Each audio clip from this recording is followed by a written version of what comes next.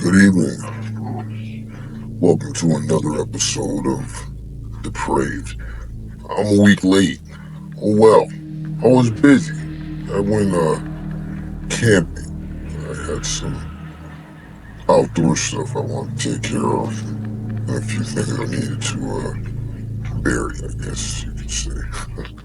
Anyway, we're still in the month of June, and in the month of June, what are we talking about? We're talking about depraved dads. And this dad is no different, except for that he's just another person with another name, but he's done the same thing as our first father, just in a different way. Let us begin with the story of Christian Longo. Christian Longo was a husband and father of 3 kids, had a criminal history based in an ongoing pattern of overspending and fraud. After years of mounting debt and scams, Christian's family was on the run from the law, driving around the country in a stolen moving van and a stolen SUV, staying at cheap motels and campsites. The Longos finally ended up in Oregon, staying at one place after another until they could no longer make rent and had to move again. All the while, Christian continued his small-time scams. He ended up getting a real job at Starbucks, but the money wasn't good enough to pay for everything the family of 5 needed. Christian knew they would be evicted again, but didn't know how to tell Mary Jane, his wife. On December 19th, 2001, in Oregon, an angler fishing in the Alsea River spotted something disturbing floating in the water. Once the police arrived, they found it was the body of a young toddler. At first, they suspected the child had wandered off and accidentally drowned, so they released a digitally enhanced photo to the media in hopes someone would recognize it. A co-worker of Longo's from Starbucks came forward and said it was 4-year-old Zachary Longo. She said the last time she had seen Christian, he had told her Mary Jane was leaving him and taking the kids. Police went to the family's condo and found nothing. They decided to conduct a search where Zachary's body had been found. In the Alsea River, divers found 2-year-old Sadie's body weighed down by rocks. Tips started coming in, giving police a better picture of the type of man Christian Longo was. On December 27th, divers went to the body of water by the family's condo and found 2 suitcases. One held the body of Mary Jane Longo, the other held the body of 2-year-old Madison. Over 2 weeks later, Christian was found in Mexico claiming a different identity. At his trial, he first claimed Mary Jane had murdered the children and he strangled her in his rage. He later admitted the truth, saying he decided to kill his family while he was at work that day. The pressure of trying to provide for them was too much. He strangled his wife and Madison but could not bring himself to do the same to Zachary and Sadie. While they were sleeping, he tied pillowcases filled with rocks to their bodies and tossed them over a bridge into the river. Oh, wait. Wait, let me get this one straight. This guy, this fucking guy, strangles, strangles his wife, right? Strangles, and then strangles one of his children, right? Strangled, strangled, 2-year-old. He strangled a 2-year-old. So let's get this picture in your head. You know, I want you to see this father.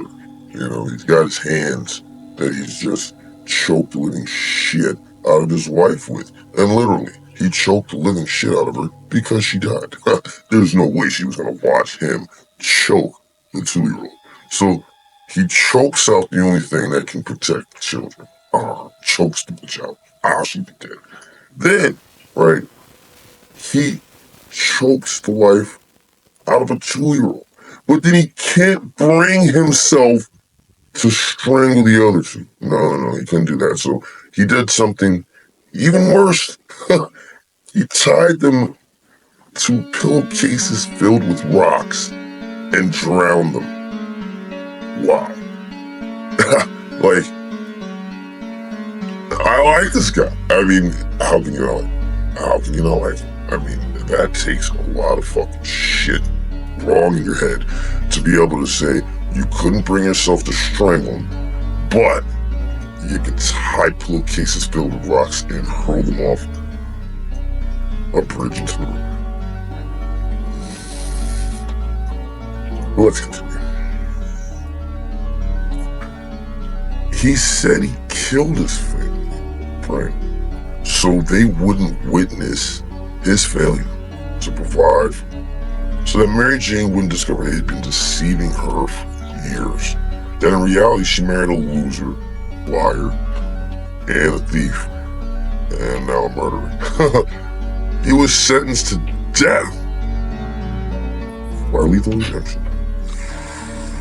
Now, Christian Longo is similar to John List. He was influenced by external stimuli like societal expectations, religious doctrine, and financial struggles. He also falls under DEprAveD's classification of a cult follower. Many have suggested that he is a narcissist and a compulsive liar. Well, here's what I suggest. Let me give you my rundown of what I think was going on in the mind of Mr. Longo here. First things first. His wife is how many years older than him? 6, maybe 7. He's 19.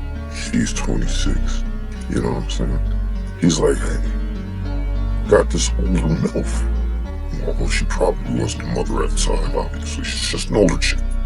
He's loving her, right? Then all of a sudden, all the passionate lovemaking is done. Babies pop out. This motherfucker realizes, wait a minute. This is not what the fuck I signed up for. I don't know why I had these goddamn kids. And I'm tired of trying to do what they need me to do. When I want to do what I want to do, which is plow twat. And fucking just do what I do. I can't do that with all these fucking shit. I don't know why I'm just bouncing on these fuckers. And I feel some kind of way, you know. Some kind of way. I don't want to just leave them out here fending for themselves.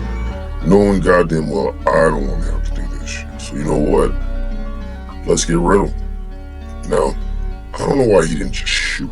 You know, that would have been so much easier. But I'm assuming he was trying to hide his family from people. Because, you know, he wanted a clean break, right? Clean. So he figures, hey, no blood, no mess, nothing to clean up. Choke the fuck out this bitch. Choke the fuck out this bitch kid. Right? I don't know anymore. Like garbage. And then that's when he starts thinking in his head, they're garbage. I'll put these 2 in a suitcase, toss them in a little pond over here. Then I'm gonna take the 2 that are upstairs sleeping. Don't want to strangle them because they're sleeping.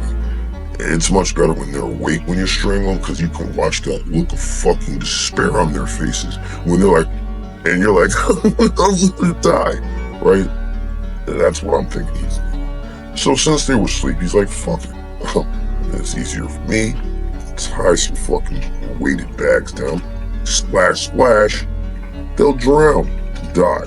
Who cares about them struggling to breathe? Who cares the fact that they're not going to die instantly? I mean, I want them to suffer in their moments of death because it's their fault that I can't do what I want to do, which is whatever I want to do. And that's not being a dad or a husband. God damn it. Got my ticket. I'm off to Mexico. I'm chillaxing. Chilling with the singer, drinking tequilas, you know, eating tacos, burritos, what the fuck ever. Mangoes fresh off the tree, avocados out the fields. I'm living it up until the FBI comes and they arrest one. Locked up. Can't get me out. Give me the death penalty and shit, right? But before my fucking trial, I have the nerve to write a letter to some chick that's in the fucking prison and say, hey, I want to fuck you at the Burning Man concert. Why not? It's Burning Man. Not like I'm getting out of this shit anytime soon. But if I do, because, you know, I'm innocent.